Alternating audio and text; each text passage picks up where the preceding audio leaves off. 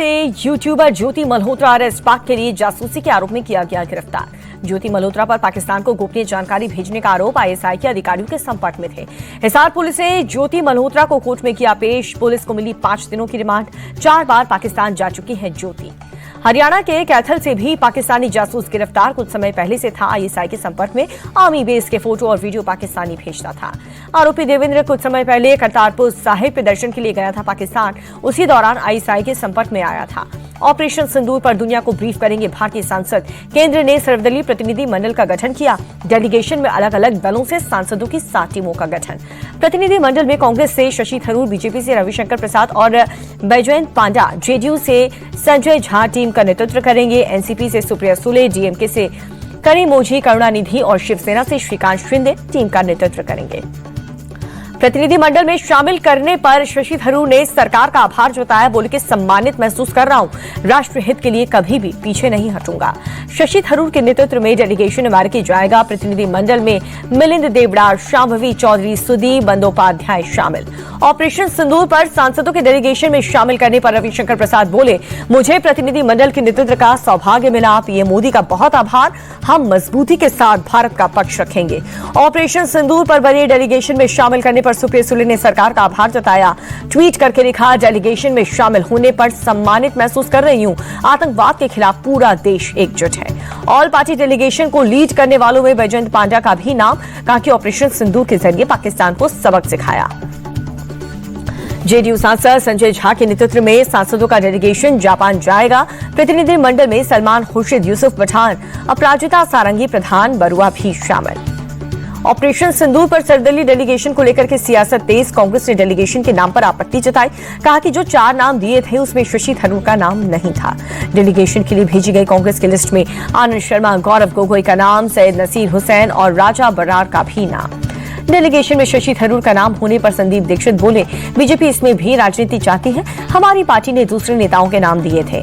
All party delegation में शशि थरूर का नाम होने पर केंद्रीय मंत्री अर्जुन राम मेघवाल का बयान, शशि थरूर प्रतिनिधि मंडल का हिस्सा, कांग्रेस को नहीं करनी चाहिए राजनीति।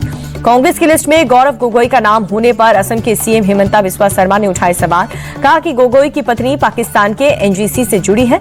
राष्ट्र हित में गोगोई का नाम हटाए कांग्रेस पार्टी। सोपोर, नॉर्थ कश्मीर समेत जम्मू कश्मीर में कई जगहों पर एसआईए की छापेमारी। आतंक से जुड़े मामलों में एजेंसी ने रेड की। कुपवाड़ा दौरे पर एलजी मनोज सिन्हा तंगधार सेक्टर में पाकिस्तानी गोलीबारी में हुए नुकसान का आकलन किया। स्थानीय लोगों की बातचीत।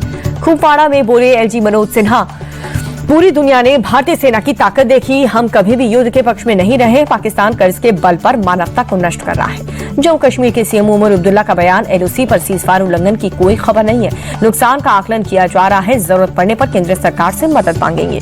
पुंछ में जवानों का डोर टू डोर सर्वेक्षण। पाकिस्तानी गोलीबारी से प्रभावित लोगों को दवाइयां और राशन मुहैया कराई। ऑपरेशन सिंदूर की सफलता के बाद सेना के सम्मान में हल्द्वानी में तिरंगा यात्रा निकाली गई। उत्तराखंड के मुख्यमंत्री पुष्कर सिंह धामी यात्रा में शामिल हुए।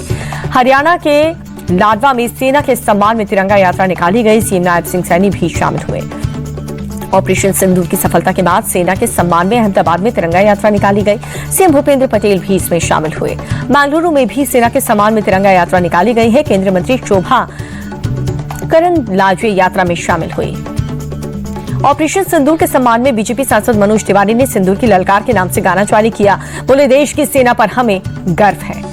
पटना को सीएम नीतीश कुमार की बड़ी सौगात, मल्टी मॉडल अप पार्किंग और अंडरग्राउंड सबवे का उद्घाटन किया। जीपीओ से पटना जंक्शन जाने वाली यात्रियों को होगी आसानी। यूपी के सीएम योगी आदित्यनाथ ने आयुष विभाग की समीक्षा बैठक की है। अधिकारियों से कामकाज की जानकारी ली।